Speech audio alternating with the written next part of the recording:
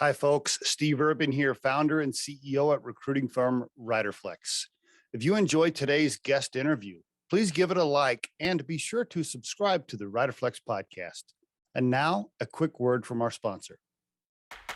Try the #1 marketing platform for small business. Everything you need from design to marketing to CRM. Learn more at marketing360.com. Marketing 360. Fuel your brand.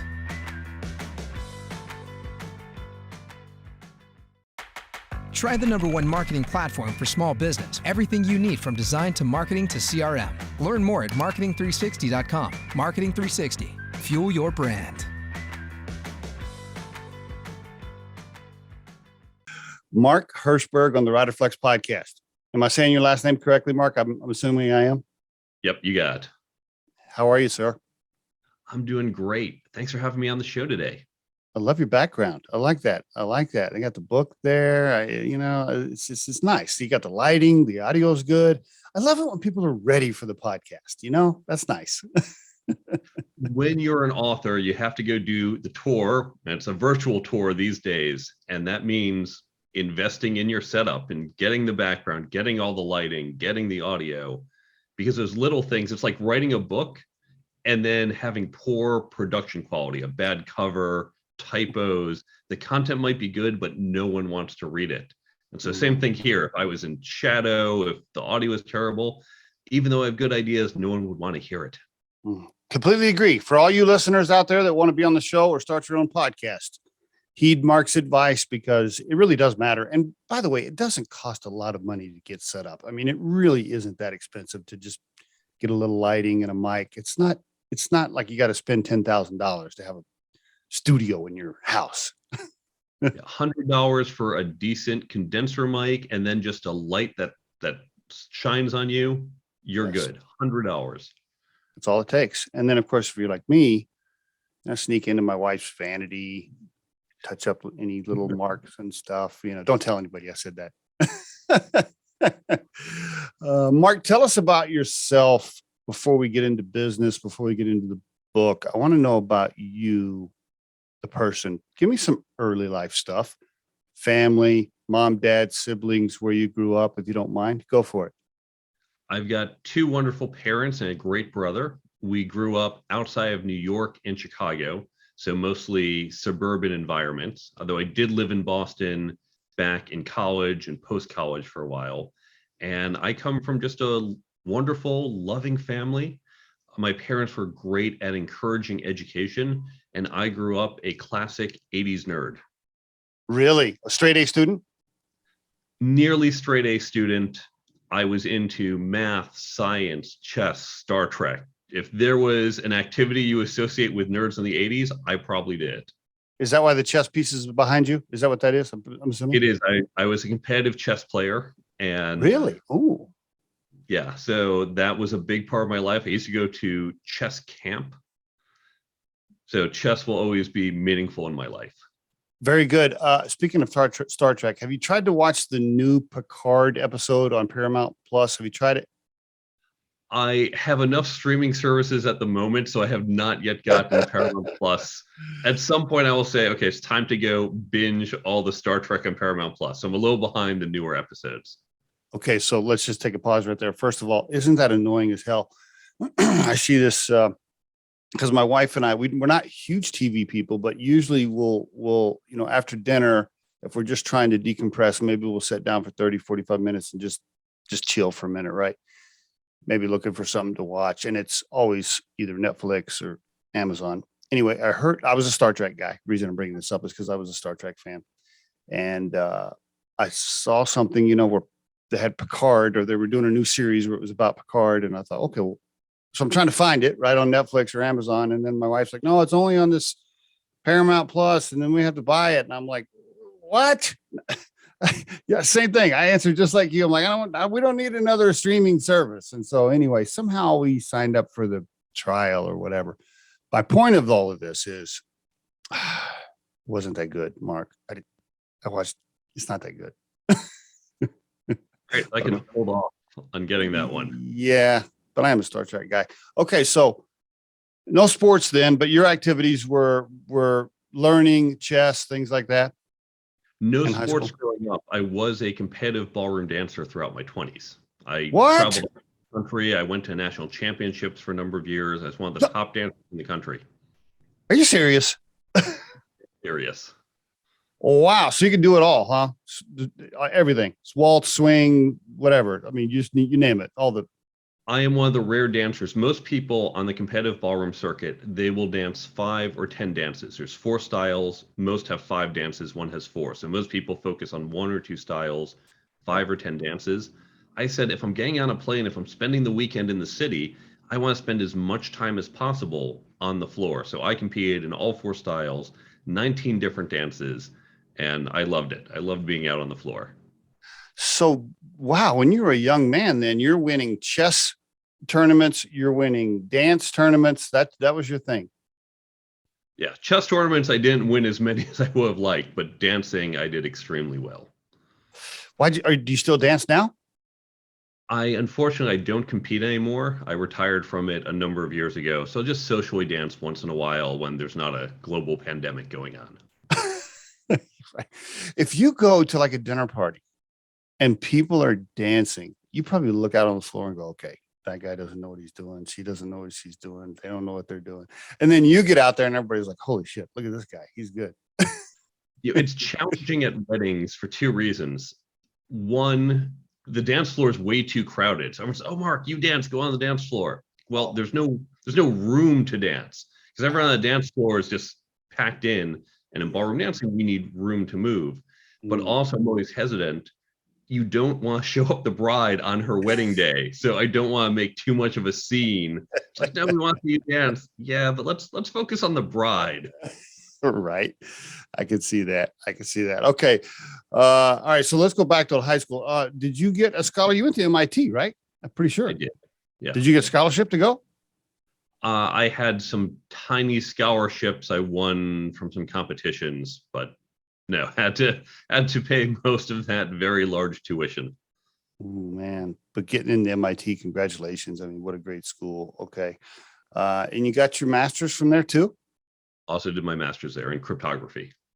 Okay. In physics and then master's in cryptography, right? I mean, wow. Okay. So yes, super smart guy. Did you know what you wanted to do with all this? Did you have a plan? I had some ideas early on. I originally wanted to get a PhD in physics, but there were 2 things holding me back. One, physics was a declining field at the time. It was the end of the Cold War. Funding was going down. I see. And 2, I wanted to be a theoretical physicist. And my advisor, I was not a great student at MIT. I didn't apply myself. I didn't do a lot of studying. Really? Yeah, I really should have worked much harder than I did. Was that because in high school you were kind of the straight A guy, but then when you got to college, you started cutting loose and partying a little bit? What happened? It's exactly that. I didn't have the study habits. In high school, I didn't have to study. I could just read the book once, hear the class, done. I could crank out that term paper the night before. MIT, the standards are quite a bit higher, and that doesn't quite work. And so I really got my ass kicked freshman year. I buckled down, I got a little better, but I was not really the level I should have been at. And so my advisor said to me, when I told him I wanted to do theoretical physics, he said, well, the problem with theoretical physics is there's about 100 people in the world who lead and everyone else just follows. And that was his hint of, you ain't one of those top 100. So, okay, I got the hint. And I said, well, I also like computer science. I was interested in politics until I spent some time volunteering in politics. So when I came out of MIT, I wasn't quite sure what I wanted to do. Now, at the time, a lot of people went into big tech, which big tech back then was Microsoft and IBM. I didn't want to do that. Yeah, because this is 97. This is 97. You get your master's. Yeah. Okay. Yeah. This is the .com era was just taking off. So I said, oh, I don't want to do these big companies. A lot of people went to Wall Street, didn't want to do Wall Street. A lot of people did consulting, didn't want to do consulting. So I didn't quite know what I wanted to do. And I wound up at a startup basically by process of elimination saying, well, I guess I'll do this job because I don't know what else I want to do. But it turned out to be the right path for me. let me ask, was your dad or mom, were they like physics, MIT graduates? What, I just want to make sure I understand the family history, or were you like the first one to go to a huge school? Give me some history there. My parents are very well educated. My father is a retired physician, so he went on to med school. My Okay. mother has a master's degree in early childhood education, so they Okay. both have graduate degrees. Okay. And All my right. going to college was basically preordained from my birth. Right. Your brother too, I'm guessing? Yes. Yeah. Yeah. Okay. Okay. All right. Very good. All right. So I wanted to make sure I knew that. Where are they still alive? They still well? Are they? They are doing well. I get to see them regularly. They live a couple miles from me here in New York City. Oh, very good. Well, that's handy. Are you married, kids, partner, anything? What's your social status? Fortunately, still single. Hopefully Okay. that will change, but yeah, at the moment, still single. Did you get anybody special in your life at all? Any relationships? I'm working on it. You're work. You don't want to share? You don't want to give us any details? Early. It's Nothing early. right- we'll wait till something big, and then I can say something. Okay. Does your brother have kids? Where I'm going then is, do your parents have any grandchildren yet? They do. I've got two nibblings. My brother has two kids, and I just got to see them the other week for their 10th birthday, so that was fantastic. Okay, very good. All right, and your parents live close, which is pretty cool. All right, and where are you in New York right now? Whereabouts? I'm right in Midtown. Right in Midtown. Holy, we're going to come back. We're going to come back to your career, but I just got to ask you a couple of questions. Living in Midtown over the last 2 years. By the way, we're recording this on April 5th, 2022. Living in Midtown New York the last 2 years, has it just sucked with with COVID? You say all of it has it just sucked, Mark? It did, because in New York you make a trade-off. You get small space, but everything's nearby. You can go see the theater, you can go out with your friends, lots of activities. Mm-hmm. And of course, we gave up those activities. We stayed with high rent, small space. Even when I think back to the early days, think to March and April of 2020, when we didn't even know how this worked. Yeah. Going out on the street was scary, because in the suburbs, you can walk on the street, you don't see anyone. It's the suburbs, or there's one person down the block, you wave. In New Right. York, I walk out of my building, I pass a dozen people to get to the end of the block. It's Right. like, what happened? I just walking by someone for a second, I just get exposed. What am I doing? So it was quite a scary time. Even laundry. What most people don't know, in New York City, most of us don't have laundry in unit. Right. I want to get laundry in my building. I at least have that. But I remember thinking I'd go downstairs to do laundry. Am I taking my life in my hands? Well, I'd sit there and wipe down the machines, because we didn't know back then exactly how it was being Right. transmitted. Being very cautious. The numbers in New York was going through the roof. Mm-hmm. So it was very nerve-wracking those early couple weeks. Jeez, I live in Colorado, which is such a lot more open space, obviously, and I actually live somewhat close to the Wyoming border, so completely different planet from where you're at. Wow, yeah, I wouldn't wanted to have lived in New York during that time, but that said, I do like New York. I've been to New York several times. Love going. It's a fascinating place. I'm not sure I'd want to live there full time, but I get it. So, but do you enjoy? Are things opening up? I mean, is the city somewhat back to normal now? Can you go to shows? It's back to normal. You can go to shows. Shows still require, I believe, masks. They require a vaccination. I see. There's some changes. The big thing for me is it doesn't feel like we're 100% back. And so it's little things. For example, there are two bagel places near me. One used to be open 24 hours. The other was open, used to be until 9. Now Okay. both of them close at either 6 or 7. And this seems really minor. And you might think, who needs a bagel at 3 in the morning? Well, you'd be surprised.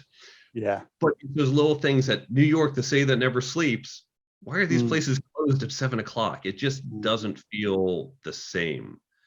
Even last fall, there were bars that it's midnight and they're closing down on a Saturday night. That never used to happen. So it's not 100% yet. We might go down a rabbit hole here for a second, but let's go ahead and do it. Is that because of the labor shortage? They can't find enough people, or because the businesses realized during the pandemic that they could be as profitable with different operating hours and it's just more handy, or both? I suspect it's probably more of the latter. I'm Okay. sure there's some of the former as well, because yeah, you were open at 3 a.m, but you certainly weren't doing peak business at 3 a.m.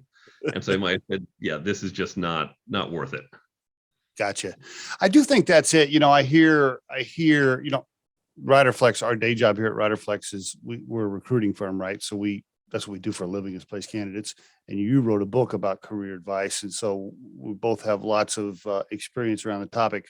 I hear people say, oh, the reason this place has different hours now is because they can't find help or it's a labor shortage. And I'm thinking, yeah, I don't know. In some cases, I think what happened was they were forced into a different environment. They were forced into a different pattern, and they realized, wow, actually this pattern is more handy, or this time frame is more handy, or it's just as profitable, or whatever. And now they've kind of kept it. Yeah, I don't think it's only because they can't find enough people. I think it's a little bit of both. In Massachusetts, liquor sales were banned on Sunday with blue laws. And when they're looking to expand it, now customers want that. Customers, oh yeah, I want to go to the liquor store on Sunday and pick up some alcohol that I didn't think about. The stores actually didn't want that, because most people said, yeah, they figured out, most people know to plan, and we're not suddenly, it's not that people are going to drink 1/6 more, Right. but now our labor costs go up by 1/6. Bingo. So they actually opposed it, except for the ones on the border who were competing with other states that were open on Sunday. Oh, right. See, it all comes down to the math right there. It just all comes down to the profit, the math. Okay, very good. Appreciate you sharing some of that stuff with me. Okay, so let's go back to the career. So somehow you land in a startup. Did you know somebody? Did you have a friend from school? Somebody called you and they're like, hey, Mark, how did you even get there? It was just at MIT, lots of companies come in to recruit, and big companies, small companies, and they came to MIT to recruit, and that's how I met them. Ah, gotcha. All right. Walk us through your career a little bit. You've done so many things. We're not going to have time to touch on every one of them, but walk us through kind of a career overview, if you don't mind, a little bit up to what you're doing now with the consulting. Yeah, go ahead. So there's a lot that's going on. Yeah. I have a parallel career, though I'll explain in a moment. Okay. On the startup side, I began as a software engineer at the startup. I moved from one startup to the next, typically moving up. I've done a number of traditional startups that include different types of marketplaces. So building different systems, labor marketplaces, lead marketplaces, data marketplaces. I've done cybersecurity. I've done media. I've done ad tech. I've done all these different industries I've worked across. So those have all been classic startups. Now, sometimes I've helped Fortune 500 companies play startup. At Sears, at NBC, they brought me in both because I'd bring in new technology, but also that startup DNA. You know how to innovate, and we need to learn that. So I've helped some innovation within big companies. I've done some consulting and fractional CTO work. So sometimes I'm a CTPO, Chief Technology Product Officer, but sometimes I go in just for a few months to cover, or I'll go in part-time at a couple different companies because they don't need a full-time CTO or CTPO, but they need some leadership there while they're working on projects. So I've done a lot of different versions of this. Now, as I've been doing this early in my career, when I realized I wanted to become a CTO, I realized there were skills I needed that I was never taught. It's not just about being the best engineer, but leadership, team building, hiring, all these skills. No one ever taught them to me, but I needed that if I wanted to be a CTO. So I had to develop those skills on my own. And as I was doing so, I realized these skills are not just for executives, they are for everyone. Founders, employees, all of us need to know this. And I began to upskill my team, realizing this will make them more effective. As I was doing this, it led to this parallel career because MIT had been surveying companies and heard these are the same skills they're looking for. And this is not unique to MIT. Other surveys by other schools have found these are the skills, and not just for college hires, for everyone. These are the skills companies want to see: leadership, communication, team building, networking, negotiating, but we don't teach people. So when I heard MIT was looking to address this, I reached out, I said, I've been training up my team. I'm happy to share my content. Great. And what I thought would be a one-off meeting wound up, they said, well, why don't you help us develop some of the material? And then they asked me to help teach it. So in parallel to my career doing startups, I've been teaching at MIT and elsewhere for 20 some years. Wow. And turned that into the speaking and the book that brought me here. Fascinating, well-rounded career. I love it when, especially as an executive recruiter for my day job, I love it when I'm talking to an executive that can say, hey, I've worked for Fortune 500. Hey, I've worked for startup, and seen both sides and dealt with it. Because as you know, it is very difficult to go from one to the other if you haven't, or at least the first jump across the bridge is always a little bit scary, right? Especially for people that have worked for Fortune 500 their whole life, and then all of a sudden they go to a startup and their head explodes. Yes. One of the things I did during the Great Recession, not the Great Resignation today, but Great Recession years ago, I was involved with a program that New York City ran, the Economic Development Council, in which they said people are losing their jobs and they're not coming back. This is not a normal recession where when it gets better, they'll hire them back. We knew there were shifts and jobs were going away. So they wanted to fund, how do we transition people from where the jobs were, big companies, to where they are, small companies. And the biggest challenge wasn't just skill set. It wasn't, let's teach you how to do social media. That's easy. The biggest challenge was at a big startup, at a big company, you have the pre-meeting before the meeting to plan the meeting, to have the meeting, and then you get 6 months of approvals. At a startup, you turn around in your chair and say, hey, I think we should do this. Yeah, sounds like a good idea. Done. Go, okay, so like, when do we meet about it? No, that was the meeting. That was the meeting. That's the hardest part to get people to adapt to. It is. Yeah, completely agree. Yeah, absolutely.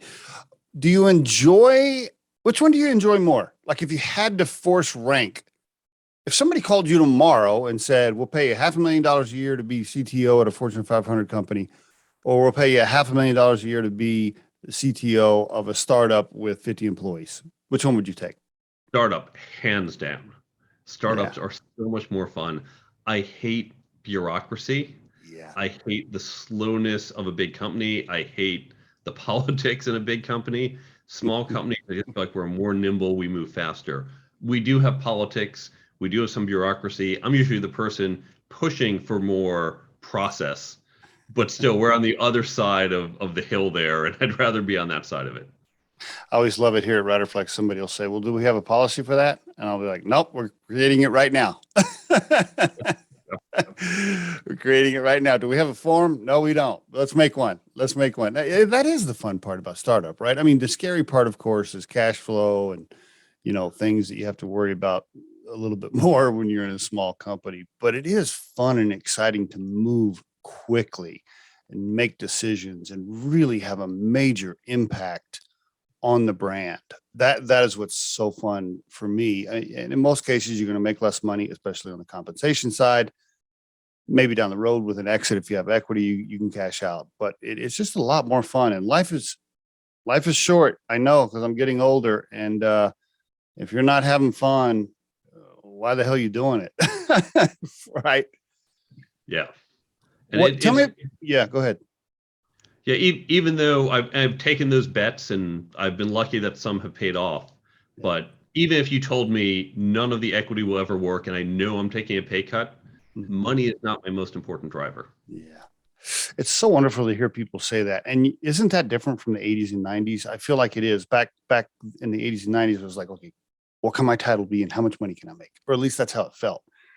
Now, especially with millennials that I talk to, they are very good at wanting work-life balance. They want to enjoy experiences more than material things. I think they do a great job of that. And I've gotten better at that as I've gotten older.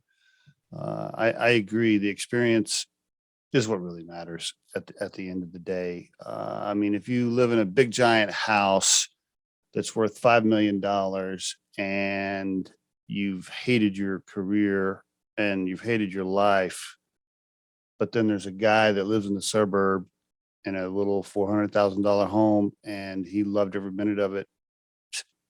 I'll take the guy with the 400 grand house. Too. And when I recruit, because I'm going up against big tech companies, I can't match the compensation of Amazon, of Google, Right. of even some well-funded startup that just raised another $50 million. So I'm not competing on, okay, I can match other offers you're going to get. I sell them on our mission, on our culture, on the development that I can offer them. And that's how I do pretty well. I can't say I win every case. From self-selection that the people, if you're just after money, we're not the place for you anyway. Right. Tell me about your consulting. So so you're still teaching at MIT part-time? Yeah. Okay. And then you're doing the consulting and then you also wrote the book and you're also doing speaking engagements. Is that correct? And I've got an app coming out. And you built an app. What's the app for? So I built 2 apps. When I did the book, I realized that as an author, my job isn't simply to sell you paper. I want to change how you think. And this is what all legitimate authors, nonfiction authors, are about. Okay. But the problem is you read a book, you say, okay, well, this was some really great advice. And then you forget it all 2 weeks later. Kind of. And I said, okay, I want to address that. So I put together my experience in technology, in media, in education. And I realized what we need to do is help people remember. Now, I'm the type of person who takes notes on my books. Most people don't do that. Even then, I rarely look at my notes. So how can we help people remember their notes? And I came up with an idea that I was sure someone must have built this. I'll just license it. Right. They did. So filed a patent on this and then built an app with the Career Toolkit app. You download it. And what it does is a lot of the tips from the book, you can use it one of 2 ways. Either, I'm about to walk into a networking event. What were those tips? Pull out the app, open it up. Let me just look through those networking tips. Or you just have it that once a day at a time you set, it gives a push notification with one of the tips. Ooh. You open up and go, oh, right, that was a good tip about leadership. Yeah, I gotta remember that. Swipe, done. You don't even have to open the app to get the push notification. You just have to do it once a month so we know you're still active. But that's it. It's just a little push, go, all right, that was something I want to remember, done. Nice and easy. Does it work? Does that app work just on your book or for all books? So the Career Toolkit app works just for my book, but then other authors said, we want to do this too. Yeah. And so we're coming out, we're recording this in April. In mid to late April, we should have the release of Brain Bump, which is a general app that will allow other authors, podcasters, bloggers, and course instructors to put their content on the app. And then the user can go and say, I want to download this book, this podcast, and get those highlights, get those tips pushed out to me. And so we can support arbitrary content. Wonderful idea. I can't believe that wasn't already built. I'm shocked. It's one of those things like what you hear, you say, yes, this makes so much sense. And yet no one thought of it for years. How about that? And you have a patent on it. I guess I didn't, can you protect apps like that? Can somebody copy it? How does that work? I don't know.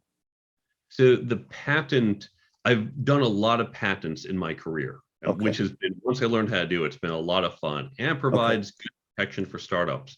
In fact, one of my startups, we're in a patent litigation at the moment. Okay. In this case, the individual pieces, I push notifications, well, every app has that. Putting some content on the device, well, yeah, that's something other things have, but it's the process, it's a combination of them together that had not been done, and we're able to do that. That combination is patentable. I see. Okay, very good. And when is it? It's called Brain Bump. And when is that launching? It should be launching, let's say April 18th. It will come out in beta. So it'll be an early version. There might be some tweaks. I want to set expectations. Okay. But Brain Bump on April 18th should have, people can start downloading it from the Android and iPhone store, completely free for the app users. And we'll just continue to add more and more content. There's a limited amount to start, but over the coming months, we'll just keep adding content. How are you going to make money on that? From the authors? You're going to charge the authors of the books to be able to use the app, and not charge the user? Is that what you're going to do? Exactly. To support the users, we're going to have the authors do it. And it's because most authors and podcasters already, they spend money on a marketing campaign. Mm-hmm. You're spending money to produce this podcast. Mm-hmm. So they want to get out there. They want to be heard and be seen. So they're willing to fund that if it gets them a larger reach.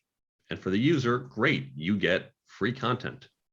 How about that? That's wonderful, Mark. And by the way, by the time we launch this episode on the Riderflex podcast, it'll probably be past your launch date for Brain Bump. So I'll make sure our partner Scott puts all that in the content when we launch. So that'll be great. We can tie it all in. Okay. So you building an app, wrote a book, teaching in MIT, doing some consulting. You're a busy guy. By the way, the book, The Career Toolkit, Essential Skills for Success That No One Taught You, by Mark Herschberg. And by the way, has its own website, The Career Toolkit, thecareertoolkitbook.com. And the book is also available on Amazon as well. It's got a 4.5-star review, and it was launched on Amazon. What is that? January 5th, 2021. Is that right? That's right. Just over a year ago. Okay. $9.99 for Kindle, $14.50 for hardcover. Did you do an audio version? Well, $14.50. Amazon, really, the price goes up and down. So hopefully it's $14.50.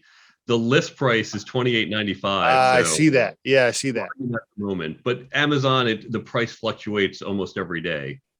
Interesting. Are you going to do an audio version or no?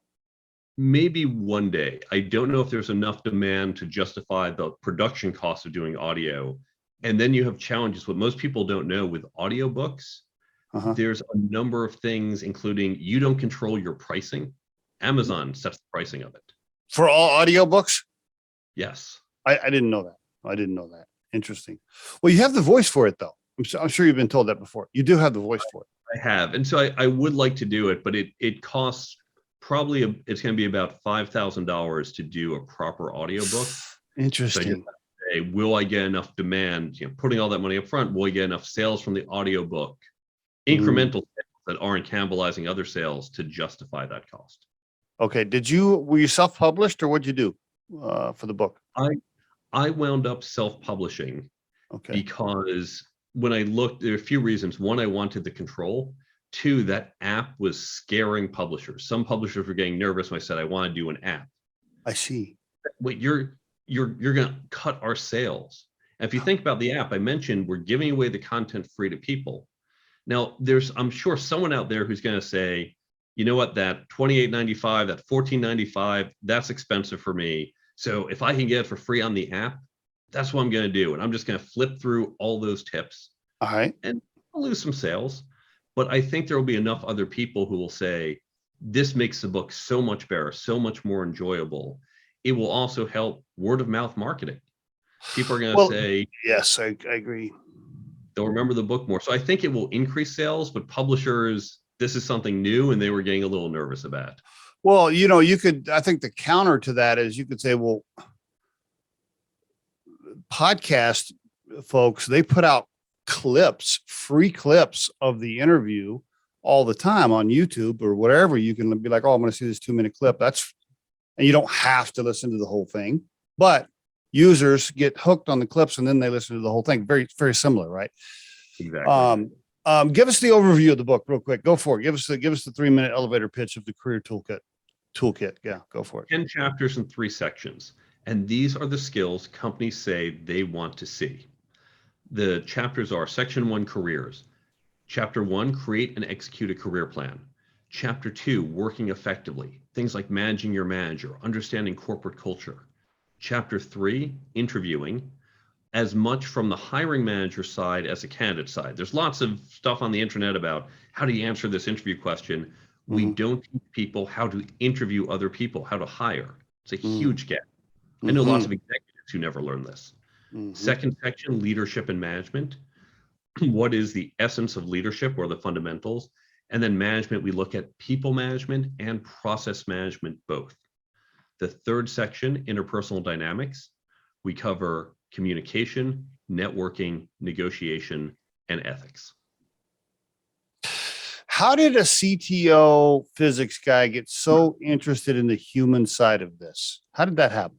Because you really strike me now as, just talking to you, like, I don't think of you as like a tech guy, right? You're really speaking as somebody that's into the human element of job interviews, career advice. How'd that happen?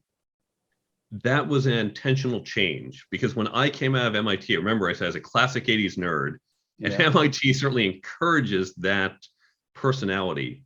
I joked once to Bill Purdy, who's the creator of Big Bang Theory. I said, I swear you had cameras set up in my room at MIT and you just recorded what I and my friends were doing, because I would fit right into that show. I was just like those characters, same social skills or lack thereof, same thinking, same behaviors.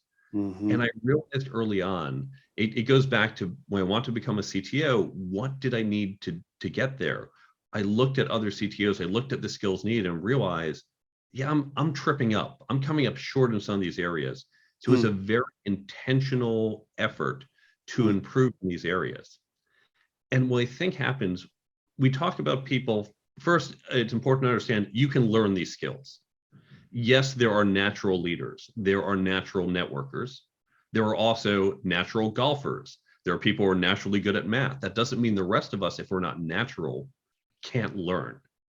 Okay. And what happens when you see someone who's a natural leader or a natural communicator, think, oh, okay, I don't have to work that hard and I'll get by. Similar to what I did at MIT. Oh, okay, I don't have to study that hard. And then when I got to MIT, I got through MIT, but I could have done better. I could have done more.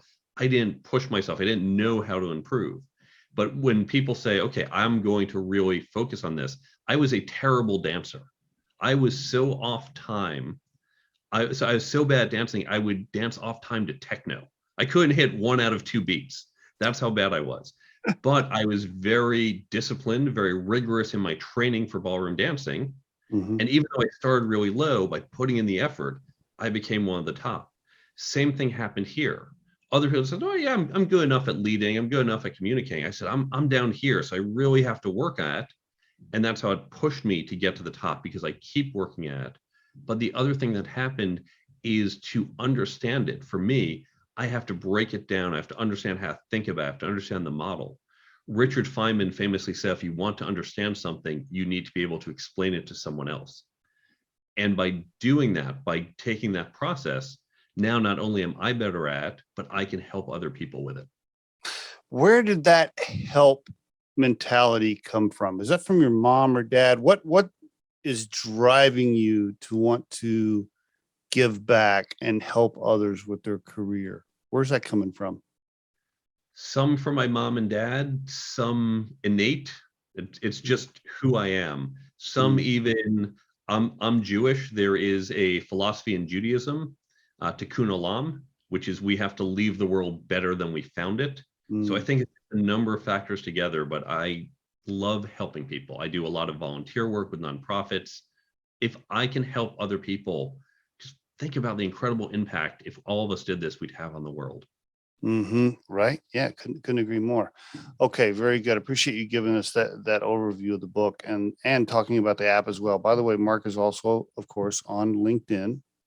You can connect with him there. Mark, I want to ask you, career advice wise, for anybody listening that wants to be a CTO, an aspiring CTO. Let's say they're, I don't know, maybe they're at the manager level or whatever. Maybe they're in their 20s, mid 20s, late 20s, something like that. And they want to be a CTO someday. They're listening to this episode. What would you tell them? I know we could do, by the way, I know we could do like an entire episode on that question, but what would you tell them today? You need a plan. No matter where you are, if you want to go somewhere else, you need to have a plan, because otherwise you're aimlessly wandering. So create and execute on a plan. And the plan is basically, here's that destination. Here's what I need to get there. Here's where I am today. There's probably a gap, a skills gap, an experience gap. How do you fill that gap? Often it's not going to be one single step. If you want to manage a team of 100 people and you've never managed before, that's not how you start. But if you've managed a team of 80 people, they'll say, okay, yeah, we think you can manage 100. Well, you can't go from 0 to 80. You probably need to have managed a team of 50, and before that, a team of 25. Along the way, it starts by saying, let me start managing a team of 5 people. Either you get promoted in your company, or you get the opportunity, or someone just gives you that chance. Okay, you're managing 5 people. If you do it well, you can take that next step. And now I just picked managing size because it's very easy to quantitatively show it. But for all the skills and experience, you're going to figure out what those steps are to get to the end. And if you think back to your projects at work, when you have a 2-year project, say, well, we need to be here in 2 years. What do? You have those milestones along the way. Where do we need to be at the end of the quarter? What do we do the next quarter? Same thing, create that plan. And that's what you need to do for your career. How about job interviewing? You've interviewed lots of people, hired lots of people. I mean, you know, your book is about career. What are the biggest mistakes that you see in candidates when they're interviewing right now, today, in this environment? How people present themselves. I don't just mean how you dress. People focus on the content. It goes back to how we started this conversation. And content, okay, I'm a smart guy, I know what I'm doing. Ask me questions, I'll give you good answers. But they don't think about how they come across. Now, that can be physical. It could be, in some cases, poor dress. That's less of an issue these days. It could be things like doing a Zoom interview and you are in shadow, or there's a bunch of distracting things behind you. But it's also even just how you convey yourself. It's how you come across. When I interview, I'm not just looking for your answer. I'm looking at how you're doing it. I'm looking at your language. I'm looking at the structure of your answers. People don't think about this. And so they're signaling things, good and bad, unintentionally. It's part of what I talk about in the book. So we need to be more intentional with what we're conveying, not just the words, but everything else that comes with it. People think that some people think, well, if I work really hard and I'm smart, I don't have to worry about my people skills or my communication skills or my style or my personality. And I always encourage them. I was like, no, actually, here's the deal. As long as human beings are working with other human beings, you do have to worry about those things. Now, if we all start working with robots someday, okay, maybe it's going to be different. But as long as humans are interacting with humans, the communication and all that, and the body language and the eye contact and the attitude, it does matter. I don't care how smart you are, how hard you work. I don't know what your thoughts are on that. Here's the analogy I used to open the book. This comes from my friend, Charles Liserson, who's a professor I taught with at MIT. We're going to do a little bit of middle school math here. I want you to imagine a rectangle that's 4 by 10. And we need to increase one of the sides by 2 units to maximize the area. Now, if you need to pause the podcast, feel free to do so. Right, now that you'll realize the answer is going from 4 to 6, gives us 60 units. The other way is 48. Okay, great. What does this have to do with anything with our careers? We all have long sides and short sides. What we've done when we put those 2 units on the short side, it gets amplified by that long side. If I put on the long side, it only gets amplified by the short side. Now, we're more than 2 sides. We're going to use 2 for this analogy. So imagine I'm very long technically. One of those people might be a genius, really technically capable, but a terrible communicator. Discombobulated, uses too much technical jargon. Other people can't follow him or her. And so even though you're brilliant, you're this long, thin rectangle. Your area is pretty small. Now, we have to continue to develop our skills, particularly in tech, or most of us are disciplined. If you don't, you get outdated. So work on that long side, but putting a little bit of effort on that short side, going from 4 to 6, getting better at communicating in this example. And we're not talking about now you can be on the TED Talk stage. We're not talking about you're a world famous communications expert, but just going from, oh my God, you're horrible, to, okay, I can follow it. It's not painful to talk to you. All those brilliant ideas, that long side becomes so much more effective. So all of us need to recognize we have short sides and putting just a little bit of effort, 10, 20 hours a year on some of those short sides, it's going to give us a massive return on investment. That is really good stuff, Mark. And I would just emphasize that the long side is what most software engineers and tech people have, right? They're smart, they're capable, most of them work really hard, but damn, talking to them is painful. And they just cannot communicate very well. And even worse, and most recruiters can relate to this, even worse, because tech folks and people that can write code and software engineers and data scientists, because they're in such high demand from a recruiting perspective, it makes their attitude and their cockiness even worse because they feel like they don't have to worry about the people skills because they're in such high demand, right? And I just want to encourage the listeners, if you are one of those folks, if you'll just work on the short side, like Mark said, and develop your people skills and your communication skills just a little bit, it will make you so much more valuable and push you probably into a leadership role. Great advice, Mark. Really great advice. I want to ask you this. I know we're getting short on time here, but I want to ask you something really quick, kind of outside the lines, so to speak.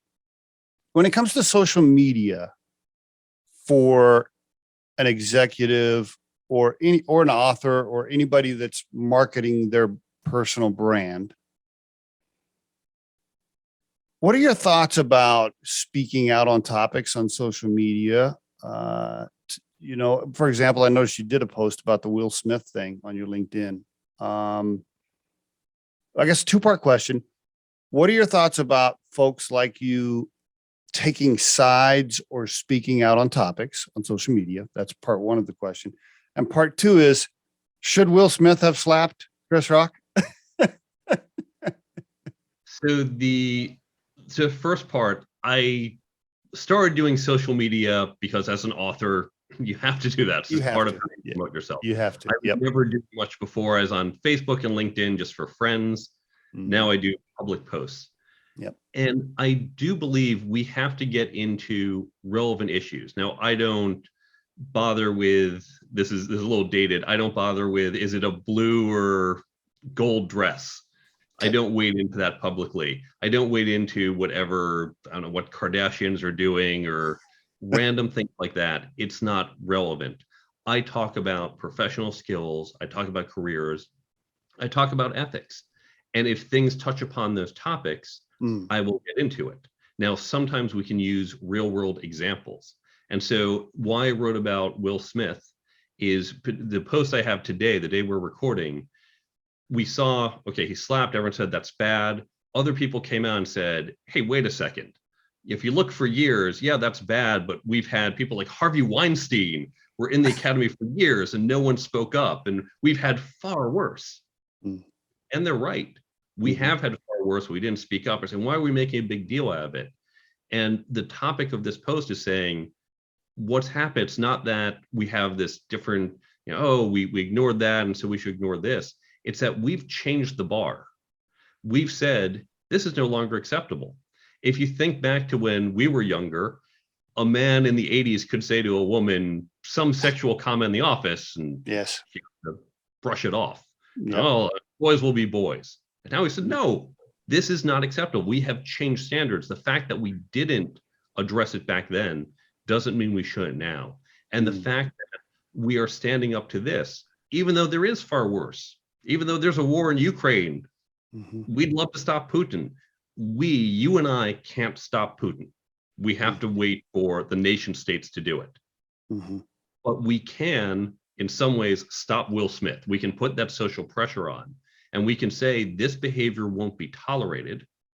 And that's important. It represents a really significant change in society where we're saying, no, this is no longer acceptable. And I think this matters to society, to our office places. And this really is important. And it ties back to what I do talk about. It's not just, ooh, let's talk about celebrities and what they're doing. I really don't care. What about the virtue signaling, as they call it, and people that jump on topics like Ukraine? We'll use that one for example. where, and I'm sure you've seen this, right? People will post something about Ukraine, or they'll put their flag up. And meanwhile, they don't even know where Ukraine is on the map, right? They don't know anything that's going on, and they're just, posting something to get likes and talk about it. What are your, I guess, two-part question. What are your thoughts about this virtue signaling just to get likes when they don't even know what's going on? So that's part one of the question. Part two is are you fascinated at how the country will jump on a social media topic when there's so many other things going on? And the reason I asked that, I've had several people on the podcast that are involved around the world with starving children or countries that don't have fresh water and all kinds of other atrocities across the planet that nobody talks about. And suddenly the Ukraine is, everybody's putting up their Ukraine flags. And by the way, for the listeners, I'm not slamming you if you put the Ukraine flag up. That's not my point. My point is I'm just fascinated how we jump on this. And I'm like, well, okay, yeah, there's 100 other places around the planet that are in desperate need. How'd we pick? Why is this one the winner today? So anyway, I was rambling there for a little bit, but I wanted to get your thoughts. Yeah, and I have never put up the flag or the badge or the stand with whoever, even when it's been with groups that I'm part of, because I don't jump on those trends. I also think the problem with social media is it's limited to 140 characters, whatever the Twitter limit used to be. And yeah, I know that limit's gone. On Facebook, you don't have that limit. Yeah. But these are complex issues. Yes. They're not things you can solve in a line or two. So the social media post I have references the blog post I wrote about, where I have 1,000 words that goes into it. We could easily spend thousands of more words even getting into some of the subtleties and some of what's happening. And you could say, well, is it acceptable for Chris Rock to make fun of someone for their for a disease? We can talk about the fact that in Hollywood, what do? We judge people based on their looks. The fact that Chris Hemsworth gets these starring roles is because he has these genes that makes him look really good. He was born that way. Someone else who has genes that makes them look not so good, or puts them in a wheelchair. Yeah. Is it the other side of the coin? Do we only go one way or another? And we can get into all sorts of subtleties with this. It's just that I definitely can't do it in a sentence or two. Right. But the nature of social media is do it quick, do it fast, do it often. You get rewarded for that. You get rewarded, right? Yeah. Yeah. I think that's what happens. People love to be rewarded. People love to feel good. They love to feel part of the tribe. They want to feel like, oh, I'm part of this group. Everybody wants to hang out, they want to hang out with wherever. Oh, the party's over here. Let's hang out over here with these guys. There's a lot of that going on. So I know I'm bumping you up here at the end of our time. I apologize. I could keep going. Just one more time for the listeners. Mark Herschberg, thank you, sir, for being on the podcast. I want to tell the listeners one more time, the Career Toolkit book.com. And you can also find Mark on LinkedIn as well. Mark, thank you for being on the Riderflex show. I really appreciate it, sir. Thanks for having me on.